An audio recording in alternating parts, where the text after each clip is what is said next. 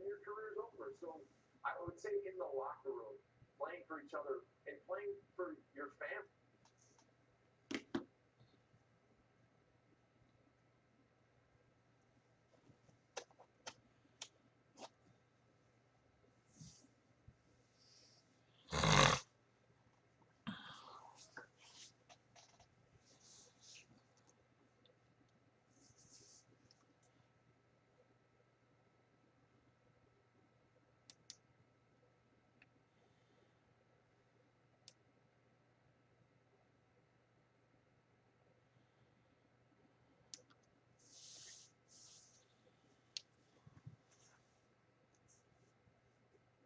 Hey, what is up, everybody? This is your boy AJTRIP, and welcome to That's a Shoot, weekday episodic show where I talk about what's going on in the world of professional wrestling.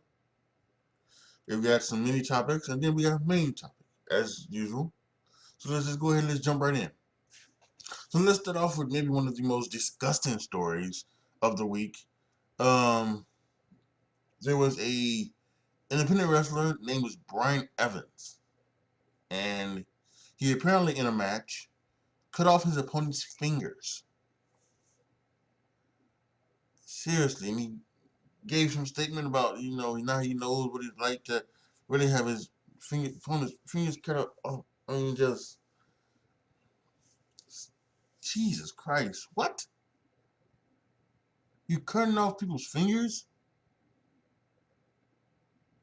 Bet you these were one of these deathmatch fucks that just taking it to the next level.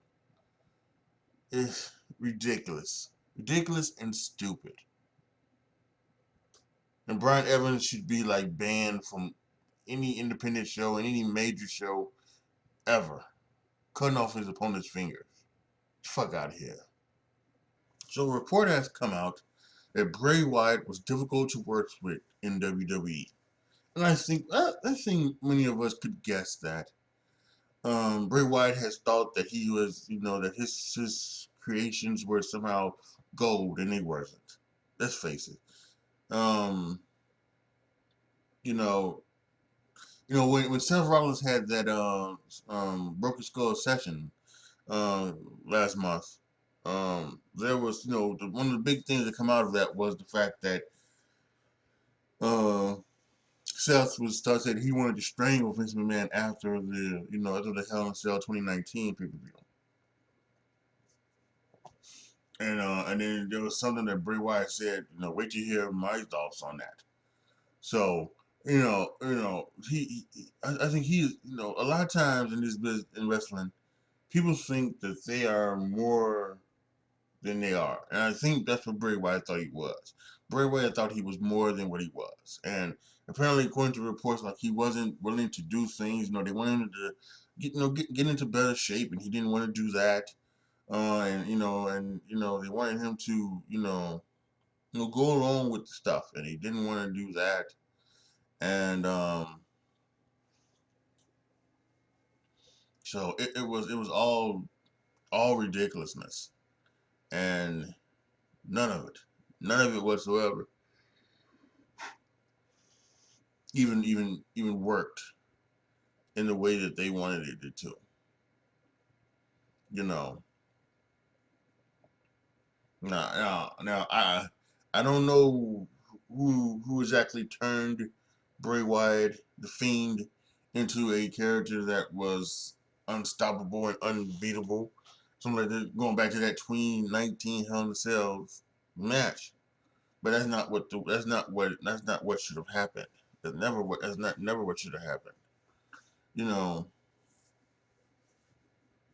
what should have happened was that he was just a character. He was just when it was a place that Bray Wyatt went to go and to beat up on his opponents. He should not have been unstoppable. He should not have been not feeling no pain or anything like that. That makes no sense. So yeah. So it doesn't surprise me at all. Bray Wyatt was difficult to work with, and that's why WWE released him. And yeah. And again, I think it's better off for both. I think it's better off for Bray. He can go to wherever and do whatever he wants to, and the lower promotions and WWE can work with people that want to work with him. So last week was the start of the King of the Ring and Queen's Crown tournaments. Um, last week we didn't know what were the brackets, but we did know we at least know the first couple of matchups that they had announced. It was Liv Morgan versus Zelina Vega, and it was Rey Mysterio versus Sami Zayn. Um, so now that we know we've had matches on SmackDown, had matches on Raw, we know we're down to the semifinals. It's on the SmackDown side, it is Finn Balor versus Sami Zayn, and on the Raw side, it is Jinder Mahal versus Xavier Woods. And for the women, on the SmackDown side, it is Carmella versus Zelina Vega. A very surprising bracket. And on Raw, it's Doudrop versus Shayna Baszler. So here's what I think was going to happen for both. I think Finn Balor. I know Finn Balor is going to win because Sami Zayn doesn't go to Saudi Arabia because he's Syrian. He doesn't go there. Um, so that's an easy thing. Finn Balor makes it to the finals. Now we have on Raw Jinder Mahal versus Kofi versus Xavier Woods. Jinder Mahal beat Kofi Kingston to make it to the Raw. So what do you Xavier Woods has been asked and pleading to become King of the Ring, right? And so what happens here? And you know, there's a part of me that says, well, maybe they want heel, they want the baby face versus the heel. So Finn Balor's the baby face. So why wouldn't they? So then they would just go with Jinder Mahal, right? And that would make sense. You have a baby face with heel. People it is. But Xavier Woods was so good, and I think the way to do it is to have Xavier Woods make it to the finals, right? And then having Xavier Woods lose in the finals. But Finn Balor is gonna make. So do you have him lose to Finn Balor? And also, do you have Finn Balor bring out the demon once again for Saudi Arabia and have the demon versus Xavier Woods? So because I think a great story would be is for Xavier Woods to make it to the finals, to lose this year, and then have him next year once again make it to the final, and then actually win next year, so that the lifelong dream can finally come true for Xavier Woods. So I think that, but he could very well lose again on Monday Night Raw. So I don't know which way to go.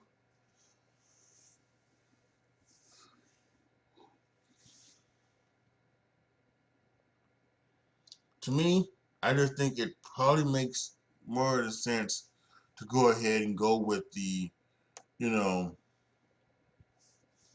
the good guy versus bad guy thing. I think that's what they're going to do. So I think it's going to be Finn Balor versus Jinder Mahal. As for who wins, again, I don't know. Because they could easily put it on Jinder Mahal to make up for what he had to go through with Drew McIntyre. Then they could also do it with Finn Balor. And have Finn Balor, and if Finn Balor become the king, the king instead of the prince, he's the king, King Finn Balor, and maybe even Finn Balor turns heel and becomes one of the big, rivals for Big E. So, man, it is tough, but I'm gonna go with Finn Balor. I'm gonna go ahead. I'm gonna say Finn Balor wins the King of the Ring, and we'll see about that. As for Queen's Crown tournament, I think tonight, um, well, I don't know. I'm just not sure. I'm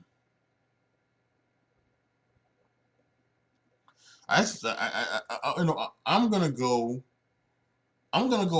This is what I'm gonna do. I'm gonna go off the rails here.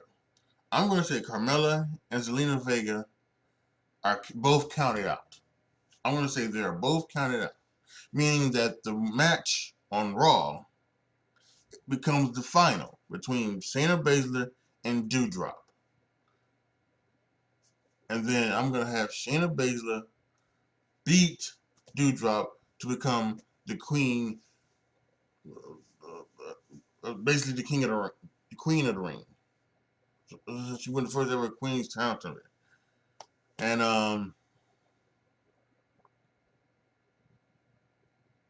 so yeah, I think that's what's going to happen.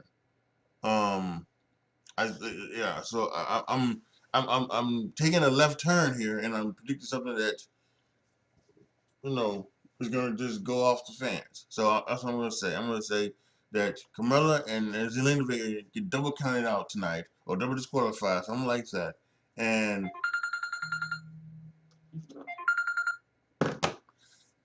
we're going to see, the finals become on Monday's Raw. And then that's how they're gonna get around not having two women's matches in Saudi Arabia. Because I was thinking, are they really gonna have two women's matches in Saudi Arabia? So then I think that it sticks with the one. It sticks with the one women's match in Saudi Arabia. So be on the lookout for that. Yeah. And then yeah, because like I said, Shayna Baszler beats Doudrop, and she becomes the first ever Queen Crowns winner. Speaking of the Queen's Crown tournament, people have been upset that the women haven't gotten much time on the Queen's Crown tournament.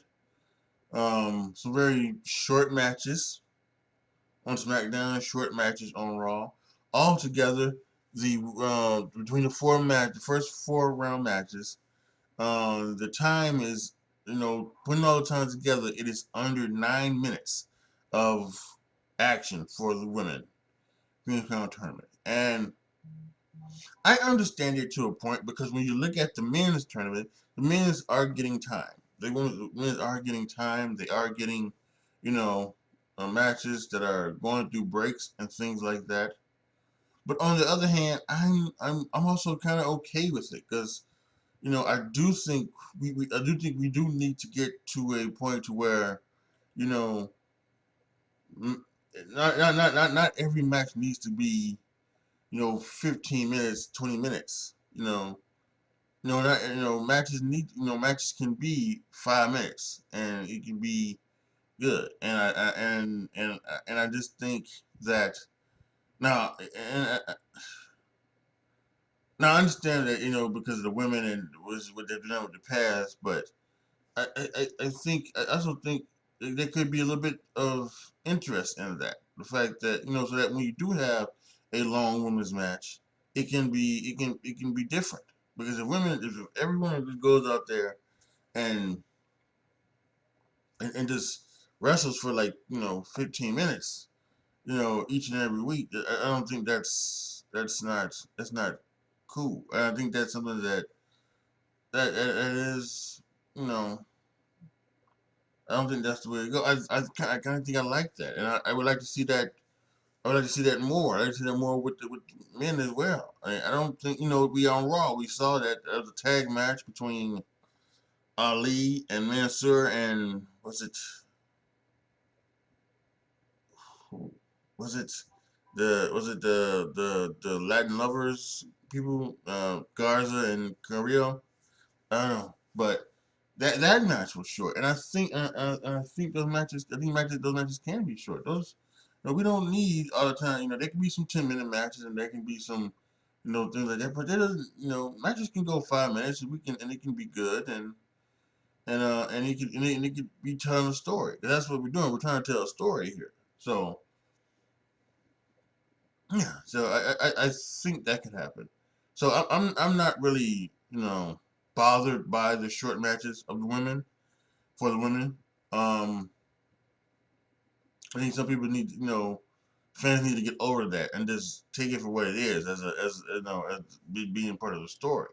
So yeah, I'm not really bothered by it, but So we'll see what happens tonight. We'll see what happens tonight with Carmella and Zelina Vega, and we'll see what happens Monday with Shayna and Doudrop, and we'll see what happens with all of them. And now for our main topic: WWE versus AEW going head to head finally. So tonight, because of the Major League Baseball playoffs, the ALCS to be specifically, not pacifically, WWE were going on to FS1. And they're going to go 2.5 hours. They're going to have an extra 30 minutes of commercial free.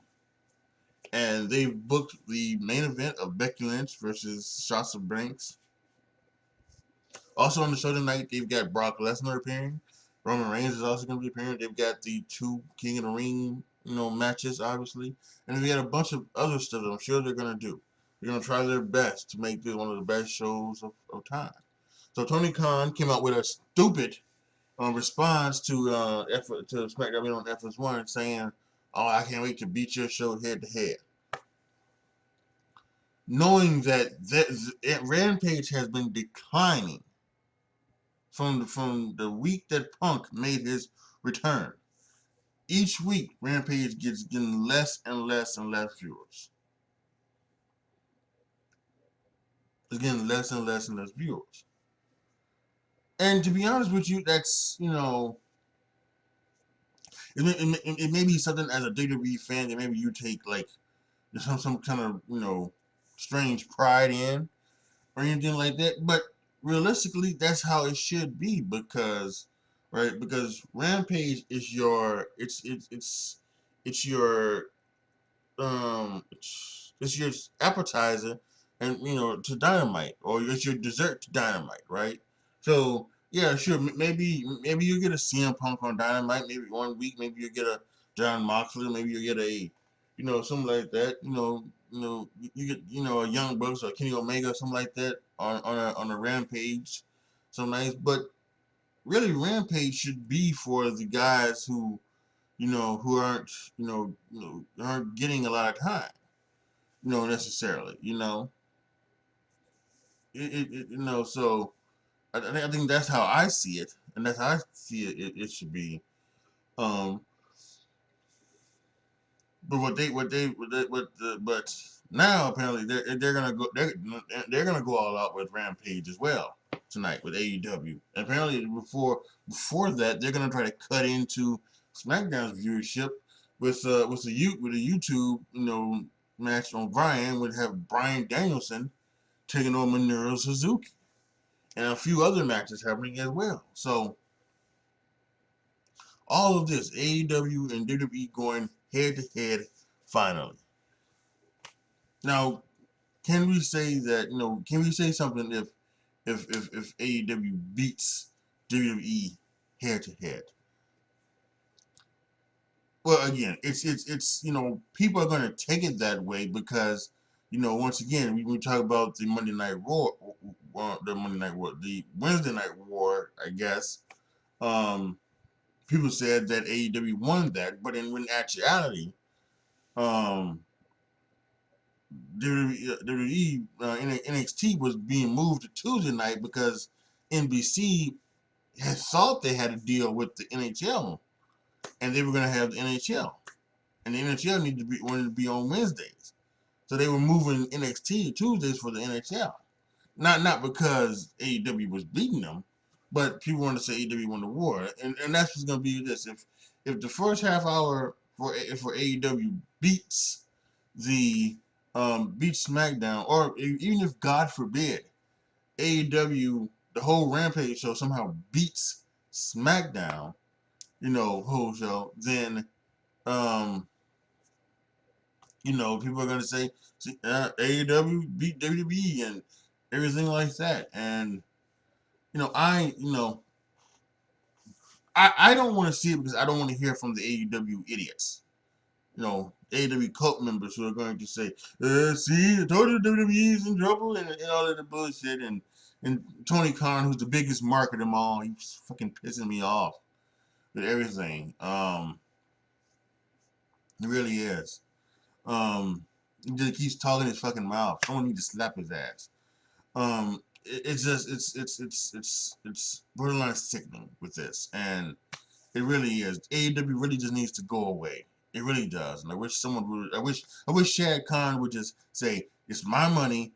Stop fucking with it," and just take AEW away and sell it to Vince so that we can all have a great laugh at it. Right? We all have a great laugh at it.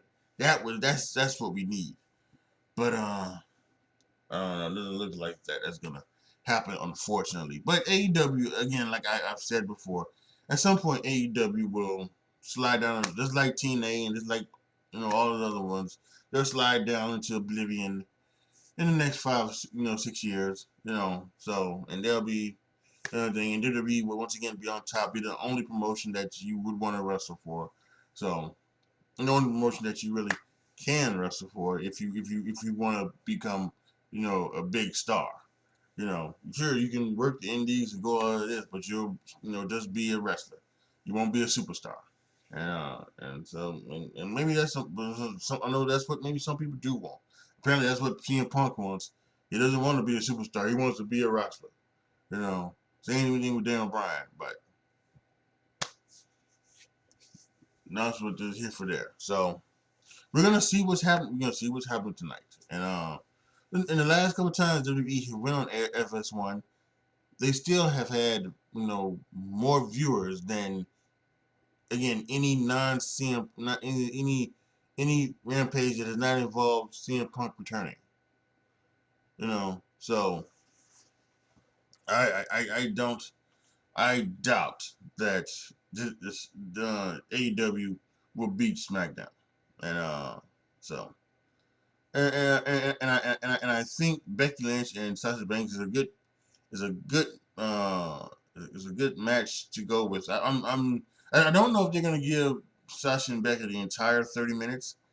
Um, I'm probably sure that they're probably gonna have something else probably go crash into it. Maybe the finals between Finn Balor and Sami Zayn. Maybe they might wait to at the end. That's probably a good shout.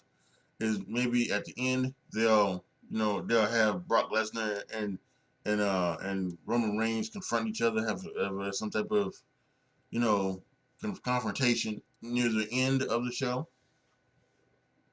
Near the end of the 2 hours, and then they'll take their final break, and then they'll come back to commercial with the match, but or something else, or maybe another something else, talking from Roman or something like that. So we'll have to wait and see. But tonight's gonna be very interesting to see what is going to happen between WWE and AEW, going head to head for about 30 minutes tonight. All right, y'all. Post your comments down below. Tell me what you guys think. Let me know what you guys think about the mini topics, the independent goof, Brian Evans, who cut off his opponent's fingers, the fact that Bray Wyatt was difficult to work with, and that was one of the reasons he was released from WWE. My predictions of Finn Balor beating Jinder Mahal and winning King of the Ring, and a double DQ, a countout happening tonight, making Doudrop versus Shayna Baszler the final a finals match on Monday, being the King of the Ring, and Shayna winning. And your thoughts on also maybe the Queen's Crowns matches not lasting more than 9 minutes in total. And of course, the main topic, WWE versus AEW going head to head tonight. Like the video, share the video, subscribe to the channel, and as always, thank you guys so much for watching. This is your boy AJTRIP signing off. As always, be good to each other, y'all. Be careful out there. And I am out.